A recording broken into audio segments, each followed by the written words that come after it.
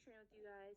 We have broken our thesis statement into Hurricane Katrina left an impact, or it mattered, or it influenced, or it changed the community, victims, and survivors. That's our thesis statement. Now, when you do your thesis statement, a good thing to do is this is what we did today. We broke our body paragraphs down. So the reason that our thesis statement is so basic, is so clear, is because we know with this thesis statement that I'm going to have a body paragraph about community, a body paragraph about victims, and a body paragraph about survivors. It's really basic, but it's really important to be super clear. So what we've done today is we've gone and we've looked at our notes, and I've categorized our notes into 3 categories: community, victims, and survivors. So you can pause the video, use our notes, it's totally fine. These are mostly from a video we watched called Katrina, the Nightmare Storm, or something like that. I'll link it in. So, facts about the community. And when you do your body paragraphs, it's all going to come back to your thesis. So you must have your thesis in your body paragraphs for each one. For example, this whole body paragraph is talking about how the community was impacted or changed by Hurricane Katrina. So 230 officers left during the process, like police officers. 80% of the city was left underwater, and so there's lots of damage to buildings. And 29% of the people never returned to the community.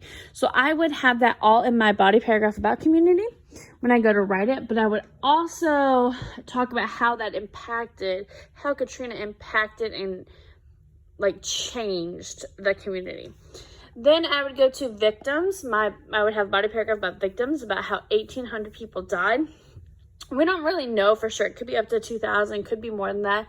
The thing about Hurricane Katrina is that they didn't have exact numbers of how many people were in the city, how many people like never got found and stuff, okay? So the average home was covered in 6 to 9 feet of water. So that has to do with the victims. So not only are you talking about the amount of people that died, but the people who lost their homes.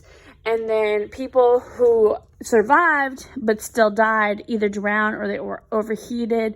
Some of them had natural causes like diabetes, they had heart attacks, things like that in the convention center, in the Superdome. And then on the survivor section, I talked about how 1.2 million people left before the storm hit. However, 30,000 people eventually made their way into the Superdome.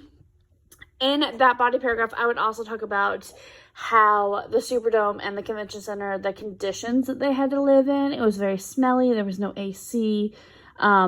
For the convention center, there was absolutely no supplies. It wasn't set up as a spot. People broke into it and made it a spot. And there was 25,000 in there, and they had no food or supplies. And I think that's where there was one murder. But that's a lot of people for there only one murder. So as you write your body paragraph, you're going to keep going back to why it mattered. So why did it matter? How did Hurricane Katrina affect the victims? How did Hurricane Katrina impact the survivors? How did it impact the community? And that's how you're going to work on it. This is what we did today. We are going to start writing our introductions. We're supposed to do it today. We may do it today, but we may wait until tomorrow. And we're going to start writing, and papers are due on the 4th. I did change the date. I want my online kids to still be a little bit ahead, so I'm going to leave that on there. But if you watch this, you got a heads up and you know that it's due on the 4th. Hope you have a great day. Bye, guys.